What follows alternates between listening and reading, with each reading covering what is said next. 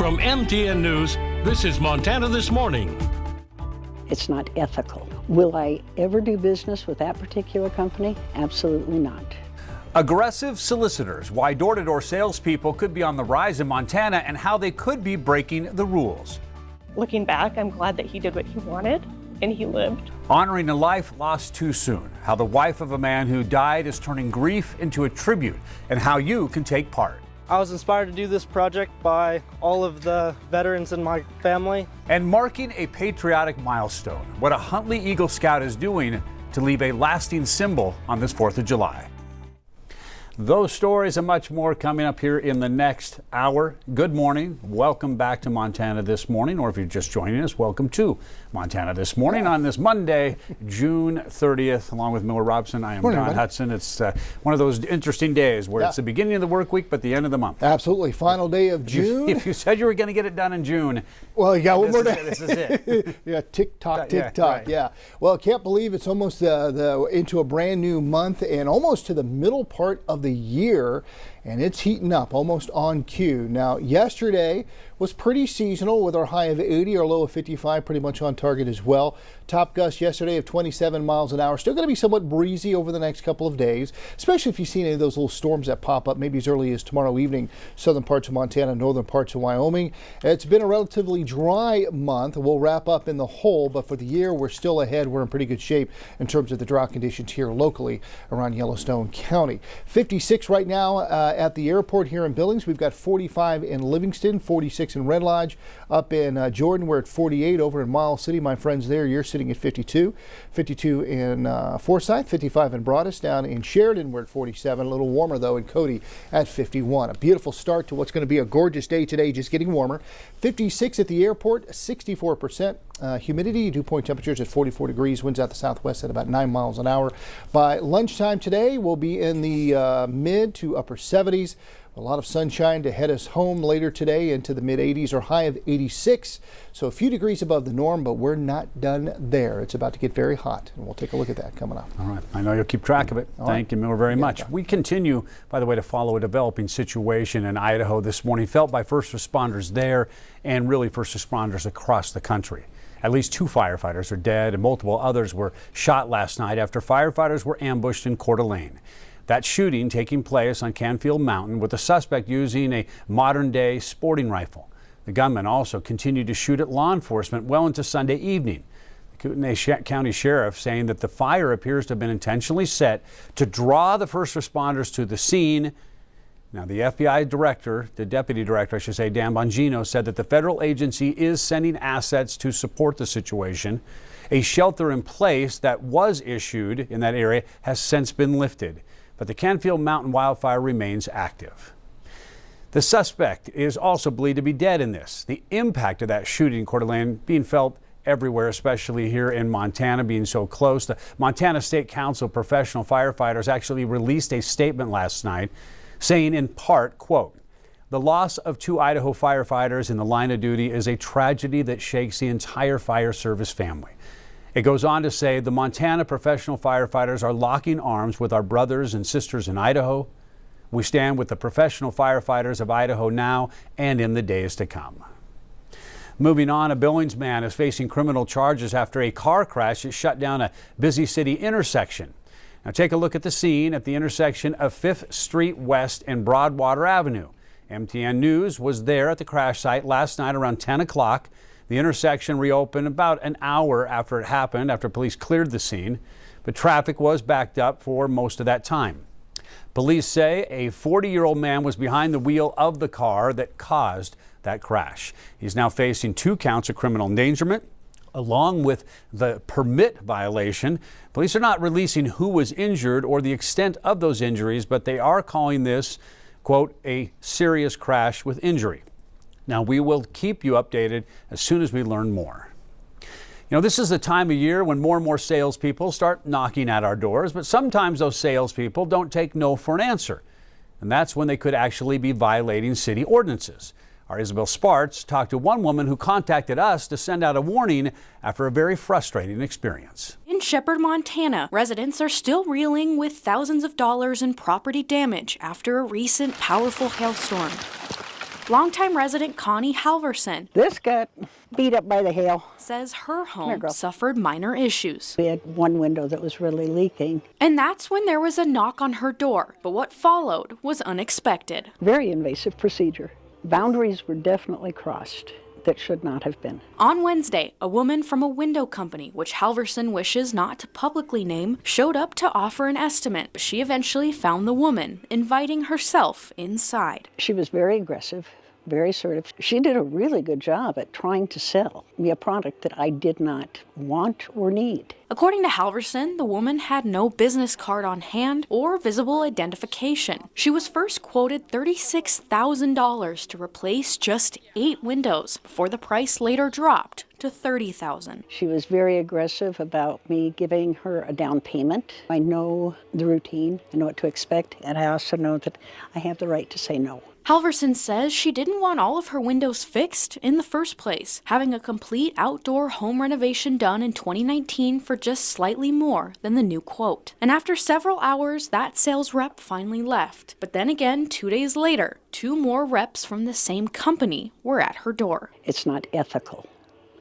Will I ever do business with that particular company? Absolutely not.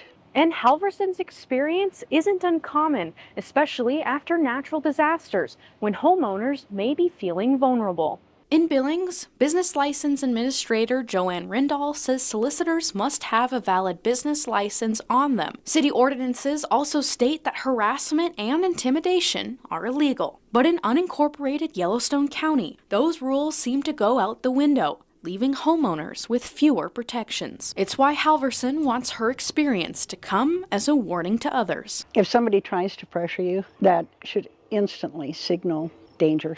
Do not give anybody any money up front. And that there is a right to say no. I'm not vulnerable enough for that to happen to me, but there are so many people out there that are and need to be protected. In Shepherd, Isabel Sparts, MTN News. A good warning. All right, turning to Capitol Hill, senators debating early into the morning in Washington, D.C., preparing for a vote on President Trump's budget package. We've all heard it be called the Big Beautiful Bill. Final passage is expected in the next few days. And this as the president is still dealing with a mixed response from the U.S. involvement in Iran's nuclear program. Naomi Ruckham takes us through the latest. Madam President. In the very early hours of Monday morning, lawmakers wrapped up yet another debate session on President Donald Trump's Big Beautiful Bill. The Senate stands adjourned until 9 a.m. A final vote on the package could come as soon as today, while Republicans rush to pass the budget bill by a self-imposed July 4th deadline. The legislation includes spending for border security, defense, and energy production, while cutting health care and nutrition programs, which Democrats strongly oppose. This is a fraud that would make the Enron scammers blush. This is a betrayal of the middle class. New analysis from the bipartisan Congressional Budget Office finds the bill would increase the national deficit by nearly $3.3 trillion over the next decade. And 11.8 million more Americans could lose their health insurance. Saturday, the Senate advanced the bill after hours of delay. All but 2 Republicans voted in favor, including North Carolina Senator Tom Tillis, who later announced he won't run for re-election after President Trump threatened to back a primary challenge against the senator. Overnight, the president switched gears briefly, posting on social media about the U.S.'s strike on Iranian nuclear sites earlier this month, writing, "I am not offering Iran anything, nor am I even talking to them since we totally obliterated their nuclear facilities." The president had said he would be talking with Iranian leaders this week, though officials there never confirmed this. Naomi Ruckham, CBS News. The next round of voting for the bill, by the way, is scheduled to start in the Senate this morning, meaning it could possibly pass as early as tonight or early Tuesday. If passed in the Senate, the House still needs to approve some changes to the bill before it can head to President Trump's desk for a signature. Now, as the Senate continues to debate that bill, one portion of it now is officially off the table. A controversial push to sell off public lands in the West has been stripped from the Senate's version of the budget bill. Now, Utah Senator Mike Lee pulled his revised proposal over the weekend to allow the sale of BLM land, but not Forest Service acres. He backed down just days after the Senate parliamentarian ruled his original plan broke chamber rules. Montana's public lands were already excluded. A lot of pushback from the state's delegation, a lot of public outcry there. Senators Tim Sheehy and Steve Daines promised the move, calling it a win, praised the move and called it a win. And they say they're ready to push forward with the rest of the budget bill. The entire Montana delegation has been united on this for the entire time. Representative Zinke, Troy Downing, myself, and Senator Daines have been united that this wasn't right for Montana. We're proud to fix it. Public lands belong in public hands. We're going to prevent the largest tax increase in American history with this bill. Proud to get it done. Now, the legislation would extend tax cuts from President Trump's first term, removes taxes on tips and overtime, and increases spending for defense and border security. Opponents of the bill argue that it would make significant cuts to Medicaid and food stamp programs. Now, the president hopes to have the bill on his desk by July 4th. Cloud seeding could soon be coming to a Montana mountain range near you. The state has wrapped up a feasibility study on the topic specifically centered around the Big Hole watershed. In this morning Montana Ag Report, MTN's Madeline Heath shows us what's next.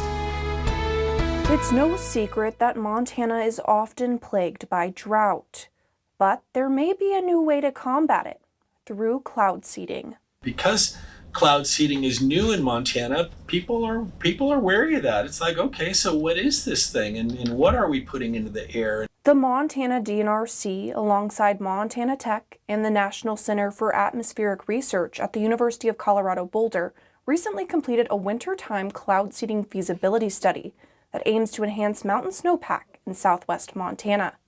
So really what we're doing is we're trying to identify those times during the winter when the conditions are right, there's enough moisture in the air to start snowing, but it lacks that one ingredient. That one ingredient needed for precipitation is silver iodide. Cloud seeding is the process of manually adding silver iodide into clouds from either the ground or through aircraft. It's complicated, both from socially and technically, and it's costly and whatnot. So I think that cloud seeding has emerged as a tool to maybe create some more moisture, which is pretty difficult to do, and it's not quite as costly. On average, cloud seeding can cost around $1 million a year. It's a technique that's been used for over 60 years to increase water availability by anywhere from 10 to 15%. Montana is one of just a handful of western states that doesn't practice cloud seeding. Surrounding states like North Dakota, Wyoming, and Utah have been doing it for years. Idaho claims it has generated about 1.24 million acre-feet of water over the past 20 years. This is not new. This is actually, was really first started in the 50s and was really going strong by the 70s. And has been going on, really across the western U.S. Since then. In 2023, the Montana legislature appropriated funds in House Bill 2 that required the DNRC to complete the feasibility study.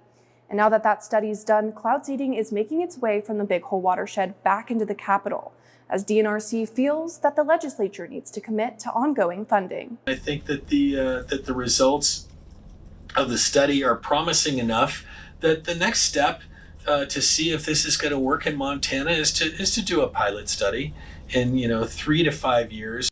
The study estimates potential increases in stream flow of between 20,000 to 60,000 acre-feet in the Big Hole watershed, depending on the program design and seasonal conditions. Estimated costs to implement the program vary from $12 to $60 per acre-foot. Reporting in Helena, Madeline Heath, MTN News.